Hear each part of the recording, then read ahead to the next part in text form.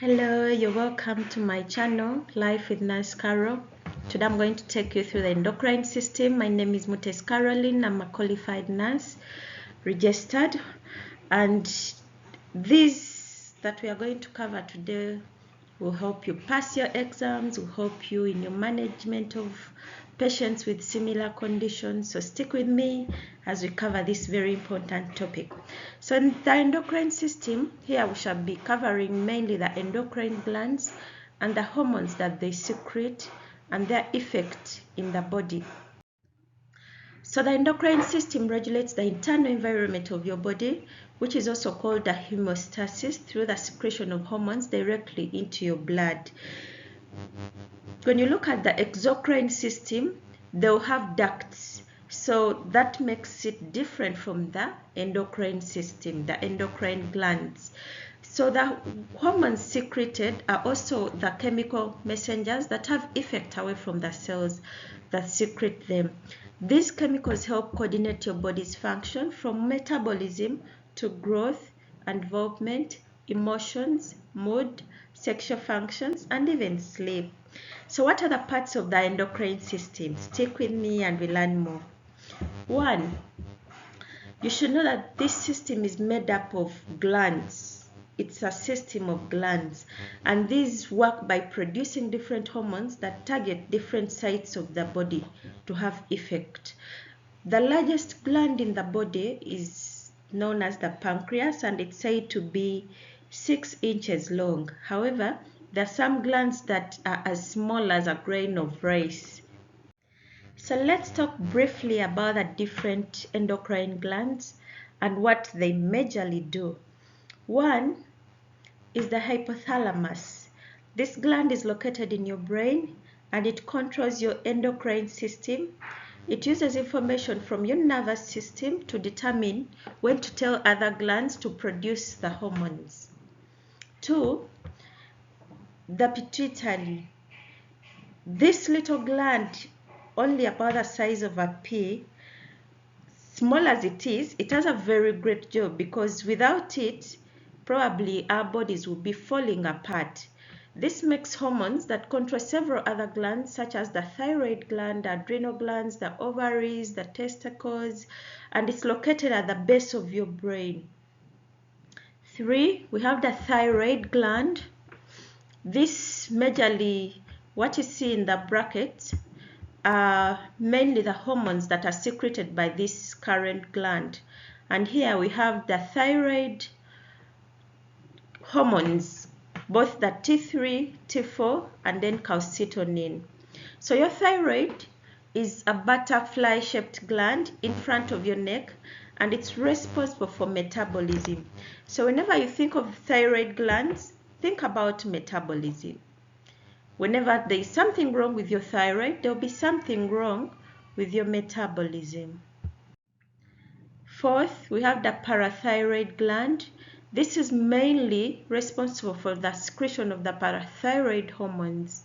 There are 4 tiny glands and they are very small.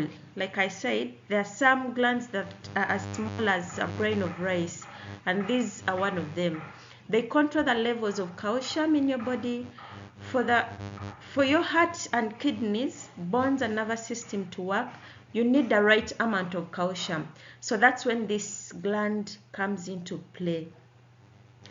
Next, we have the adrenal gland, and these are located on top of each kidney. There are majorly 2 adrenal glands.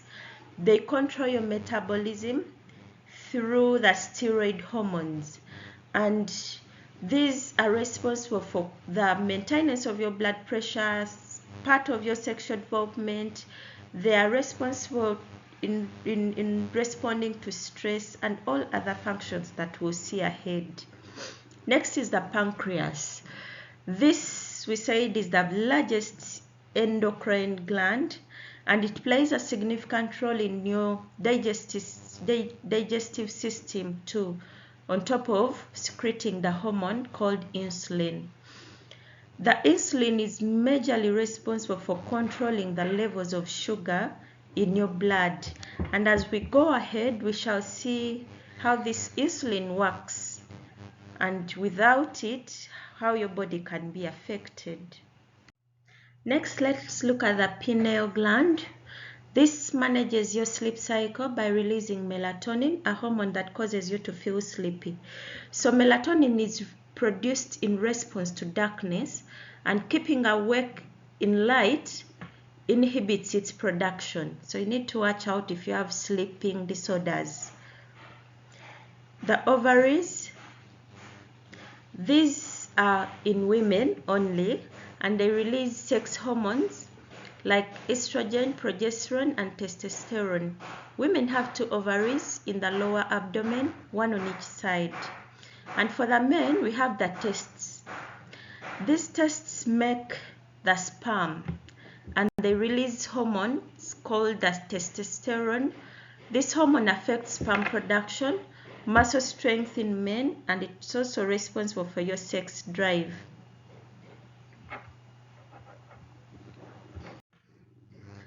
So, first and foremost, we'll be covering the steroids, our hormones as steroids.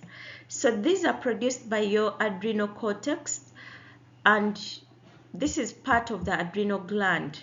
So there are 3 major types of the steroid hormones produced by your body. And one, we have the glucocorticoids, also known as the stress hormones, and they act by increasing your cerebral perfusion and also blood glucose. They do the following by increasing breakdown of fat and proteins.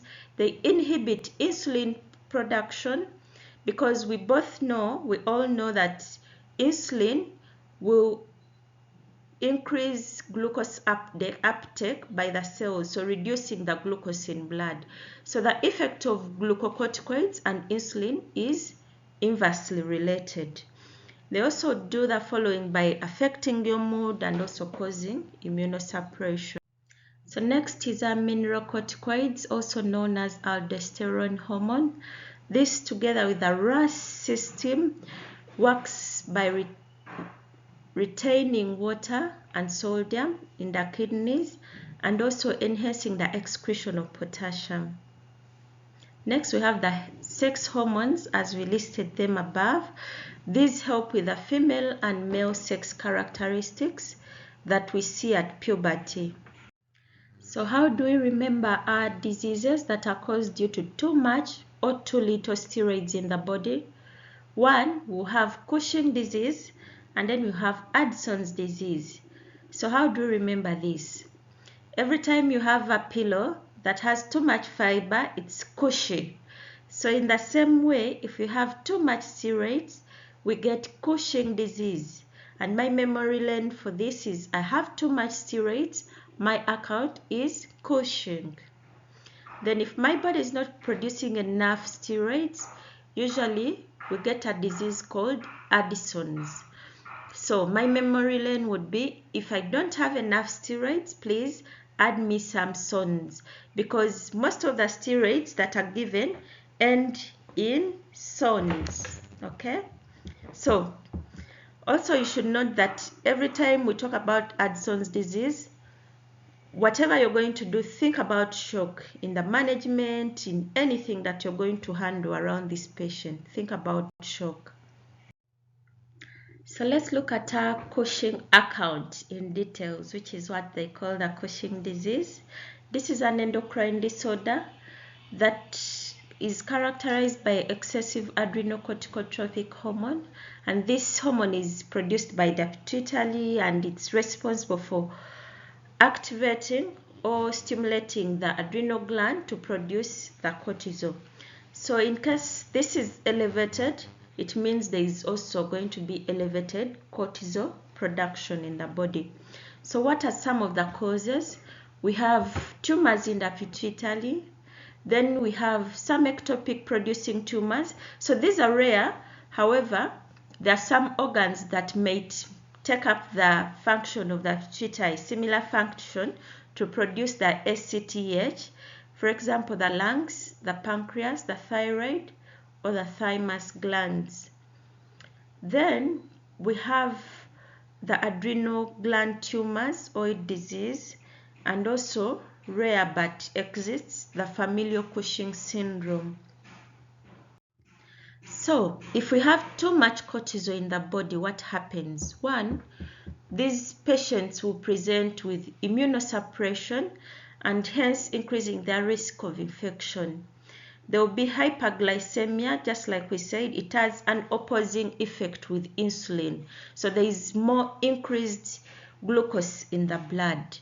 Mood alteration, there will be fat redistribution, what they call lipolysis of the extremities, and lipogenesis onto the trunk. And this, as we see this, we shall be seeing some of the signs and symptoms or the physical presentation of someone who has Cushing disease. And then this also causes thinning of the skin, leading to striae and easy bruising.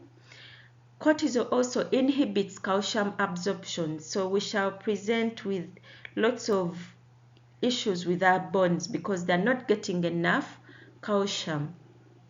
Sodium ion reabsorption, so like we said, the mineralocorticoids are responsible for retention of sodium and water. So we'll have elevated sodium, yet we are losing the potassium. So what is our clinical presentation of Cushing disease? One, this patient will present with a moon face, will present with hair, excessive hair on their body, especially in female, which is not expected. They will present with gynecomastia, those are breast enlargements in men, and then a buffalo hump due to that fat redistribution from the extremities to the trunk. They will also present with trunk obesity, thin extremities, striae due to the thinning of the skin, easy bruising. They will present with the oily skin. We said they also have effect on the sex hormones, acne. They'll be irritable, they'll be immunosuppressed, and here we'll be looking at recurrent infections like UTIs and upper respiratory infections. Due to the retention of water, they will have edema and they'll easily fracture because we say that cortisol inhibits the absorption of calcium, which is very good for our bones. And then they're at risk for getting hypertension because of the retention of sodium and water. So let's look at our Cushman. This is just a summary of what Cushing disease is and the physical presentation of this person. We have excessive steroids in our body, so that means those are the mineralocorticoids, the glucocorticoids, the sex hormones. So everything is too much, everything is excessively activated, and whatever comes with that, we get our Cushman. So we have the thinning of hair, we have emotional disturbance or mood changes, and then we have the red cheeks, the thin wrinkled skin because the skin is thin. And then we have the moon face, which we discussed, the buffalo hump because of the fat redistribution. Osteoporosis is because we are inhibiting calcium absorption. Cardiac hypertrophy, the heart is working excessively hard to pump out the water and the sodium that are retained by the body. And then we'll have adrenal tumor or hyperplasia. This is one of the causes of Cushing disease because if the tumor is working as twice as it used to work, it means it's producing more than what the body needs. Then we'll have trunk obesity because of the fat redistribution. We have purpura, easy bruising because of the thinning of the skin. And then we'll have muscle weakness and wasting. We'll have skin ulcers and poor wound healing. One, because the skin is very thin, but also you're immunosuppressed. So even whatever comes with any kind of infection, your body will not respond like any other person who is well. So how do we diagnose our disease? Too much cortisol in the body. So one, urine and blood tests can be carried out, and here we are looking at measuring the hormonal levels. And if the body is making too much cortisol, this will be detected both in your blood and in your urine. For the urine test, you may be asked to collect your urine over a 24-hour period. Cortisol, ACTH, and other hormones are to be measured in urine and blood samples. So after the lab diagnosis, the lab check, they will tell you whether they are increased or they are in normal range or they are lower. Saliva tests. Cortisol levels typically rise and fall during the day. In people without Cushing syndrome, cortisol drops in the evening. So by looking at the cortisol levels from the small sample of saliva collected at night, one can see if cortisol levels are too high. So in summary, in a normal person, very early in the morning, the cortisol levels will be a little bit high. But as the day goes, these levels will keep going down gradually. And by evening, they are expected to be lower than when they were in the morning. However, for someone with Cushing disease, this is going to be different. The levels will remain high even up to the night. And so if you take a sample from this person and you realize that by evening the levels are still too high, this person is most likely going to be diagnosed with Cushing disease. The other tests that can be used to diagnose is you can carry out a CT or MRI, the imaging tests, and these are majorly looking at the glands that secrete these. Are they enlarged more than normal? Do they have any kind of defects in them? Do they have any tumors? So majorly we want to rule out any kind of abnormalities, anatomical abnormalities with these. So here comes our nursing bit. So how do we manage this? We have both the medical surgical interventions and the nursing precautions and interventions. And here we need to note that for most of the endocrine disorders, one of the major managements will be removal of the gland. However, you realize that if the gland is secreting too much and it's removed or given drugs that inhibits its action, we shall get the opposite of that, which also causes us issues. So let's look at this Cushing disease. So one of the medical surgical management could be to stop any steroids. So if this person is been on any kind of steroids for any kind of allergies, any kind of, maybe they had a transplant and they need these steroids, one of the interventions is either to reduce or stop the steroids completely. However, there is this almost permanent method, is the removal of the adrenal gland, which is also known as the adrenalectomy. So as you remove this gland, it means your body will not be able to make the steroids. So we shall have to get a condition also called the Addison's disease. So what happens in Addison? We'll have to give this person more steroids, which caused the issue in the first place. So we need to learn that with most of the endocrine disorders.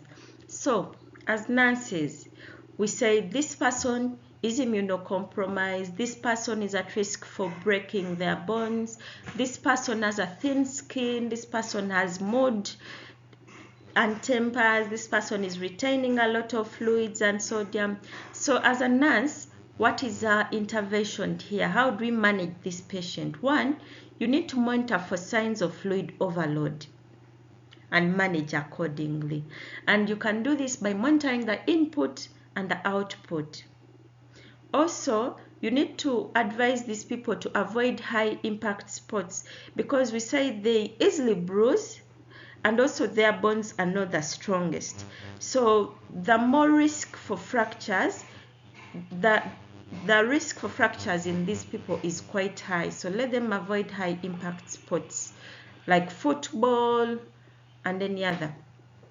Monitor for any signs of infection. We say they're immunocompromised, so manage accordingly. Implement neutropenic precautions. So usually when someone is at risk for infection or they're immunocompromised, we implement these precautions. One, every time before you touch this patient, come in contact with this patient, ensure that you've washed your hands thoroughly, because we don't want to introduce any kind of microorganisms to these patients. Ensure that you limit visitors to these patients. Ensure that when they are taking food or juices, they are fresh, not just things that have stayed there and have collected all the microorganisms. So it's our work to ensure that these people are protected in that kind of way. So after looking at our Cushing accounts where your body is overwhelmed with too much cortisol secreted by the adrenal glands, we'll be looking at Addison's disease, where your body needs more cortisol or SONS so that it can function. So literally, Addison's disease is when your body is not making or producing enough cortisol to maintain the normal functioning. So this is also known as adrenocortical insufficiency disease. The adrenal cortex is not making enough, so you end up with complications that come with not enough glucocorticoids, not enough mineralocorticoids, and not enough sex hormones. So every time you think about Addison's disease, it's very important to remember that you think about shock, because this will be very relevant in management. So how does a person with Addison's disease present? 1, they will present with fatigue, weight loss, hypoglycemia, confusion, loss of water and sodium ions by the kidneys, will present with hypotension, decreased libido, poor sex drive, skin hyperpigmentation, and poor adaptation to stress. And this is well explained in the earlier slides. If we don't have too much of what we explained, we'll end up with these. So we want to discuss one of the crises, which is an emergency, also known as the adrenal crisis or Addisonian crisis. This is the severe form of the disease indicating severe adrenal insufficiency, and you should know that this is an emergency. And usually patients with adrenal crisis will present with fever, confusion, syncope, loss of consciousness, convulsions, hypoglycemia, headaches, hyponatremia, severe vomiting and diarrhea, fatigue, and severe weakness. So if you're managing a patient with Addison's disease and you notice these symptoms, the excessive fever, the confusion, know that this is an emergency and you need to act accordingly. You need to activate any kind of standards that you need help for, okay? So this is our juicy part as nurses or medical workers. Yeah, we know how this patient presents, we know the signs and symptoms, we know when they're in a crisis, how they will look like. But what are you going to do as a medical worker? Are you going to just stand there and keep reciting the signs and symptoms? No, we need to act. And one of the medical interventions is always think about adding this person some SONS. Add me some SONS. Replace the steroids. They need these steroids to function, and these steroids can come in different formulations. They can be given to them orally, they can be given to them intravenously, depending on the prescriber. But the most important is you need to replace the steroids. Also, it's important to assess for the degree of dehydration and administer the necessary fluids.